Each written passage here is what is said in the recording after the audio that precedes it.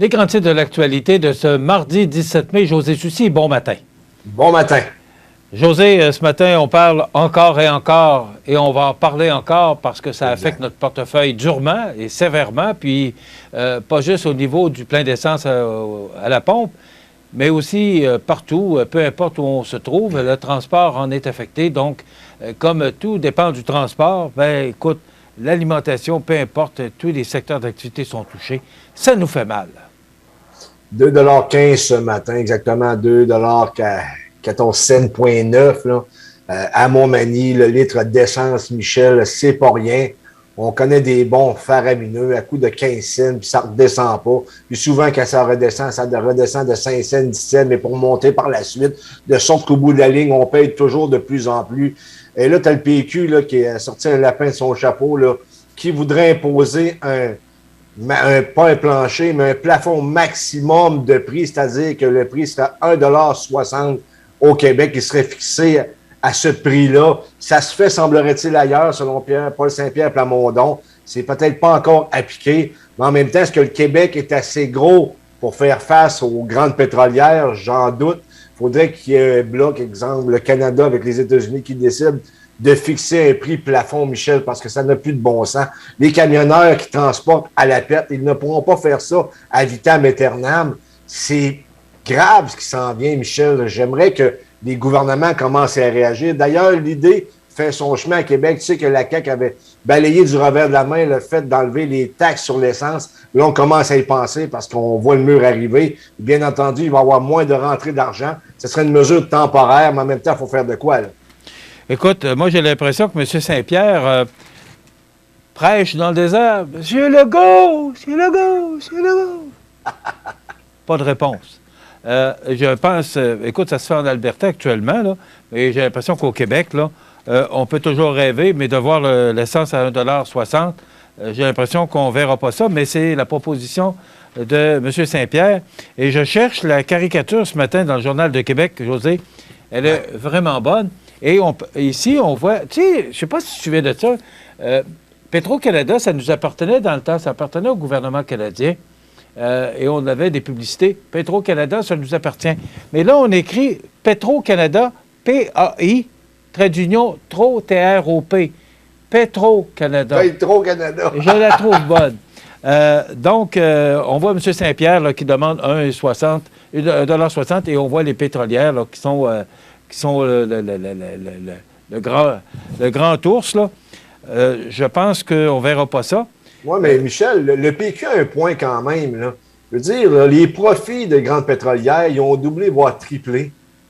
Je veux dire, à quelque part, on comprend, parce que l'idée là, de baisser la taxe, là, ce que Paul Saint-Pierre Plamondon dit à ce sujet-là, c'est que les grandes pétrolières vont remplir le vide qui a été créé par l'abolition de la taxe temporaire. Ça, il ne faut pas que ça arrive non plus, mais il va falloir que les gens travaillent dans la même direction parce que ça va affecter tout le monde. Je comprends que les grandes pétrolières font énormément d'argent, mais à un moment donné, ils vont se mettre à moins en faire parce que les gens vont arrêter de circuler. Même moi, je commence à y penser, Michel, là.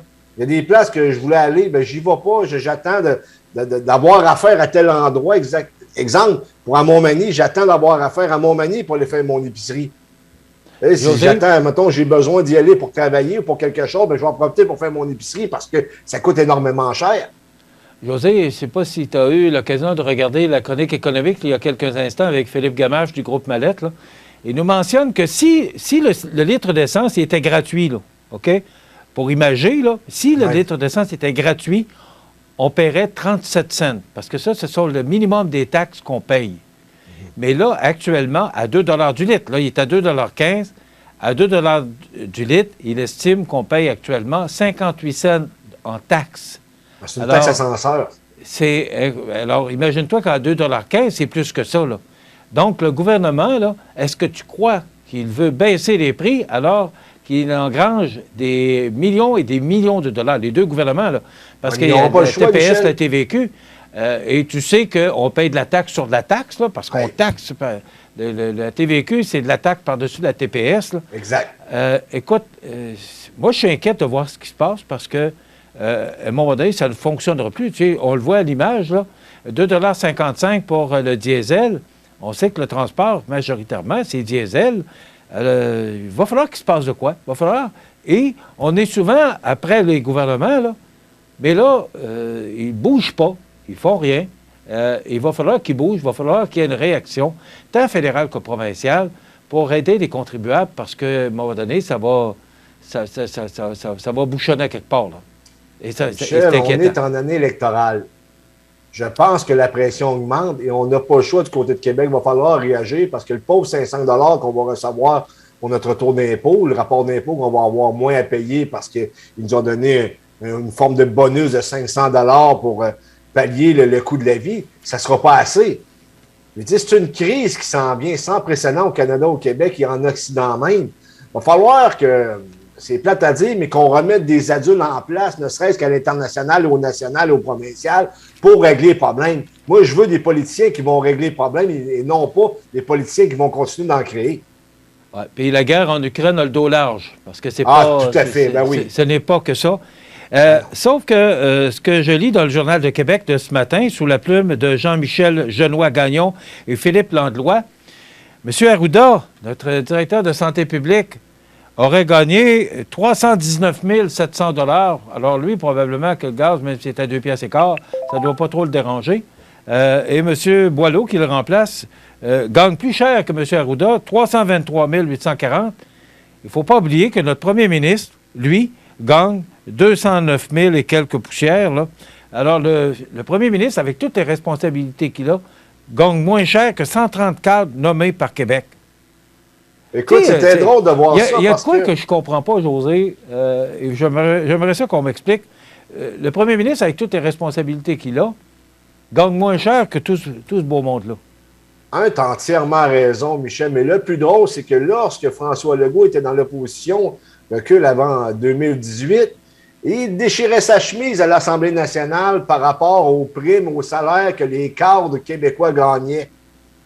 Finalement, quand il arrive au pouvoir, il a complètement changé de discours et il dit qu'on pour avoir ces personnes-là, on a besoin d'être compétitif et de donner des bons salaires. Je veux dire, à un moment donné, c'est un peu rire du monde. Là. Les gens sont complètement désarçonnés de voir ce qui se passe. Des cadres qui gagnent les 300-400 000, puis en plus, souvent, ils ont des bonus. Là. Peut-être pas Dr Arruda, mais les autres, Hydro-Québec, l'Auto-Québec, c'est nationalisé, ça. Ils gagnent des bonus. Mais peux-tu me dire, tu as des bonus, pourquoi? Je veux dire, tu as un monopole. José, en plus, la nouvelle de ce matin, c'est sous la plume de Patrick Belrose. Des infirmiers verront leur salaire amputé de 1 800 $ par mois. Aux grandes dames des syndicats, c'est la prime là, qui disparaît là, prochainement. Donc, c'est pas le temps hein, qu'ils perdent cet argent-là. Et ça va paraître à 1 800 $ par mois, c'est de l'argent, ça. José, merci beaucoup. On va garder notre sourire quand même. Ça fait partie de l'actualité. Merci, José. On se retrouve demain. Entre-temps, demain, je vous rappelle que c'est notre chronique culturelle et on reçoit demain Mme Évelyne Bergevin, diététiste nutritionniste. C'est une édition, une parution d'un livre là, qui est aux Éditions de l'Homme. Elle va nous parler de ça. Donc, ce sera très intéressant. C'est qu'on veut donner d'autres choses à manger que de la purée. À demain. Bonne journée.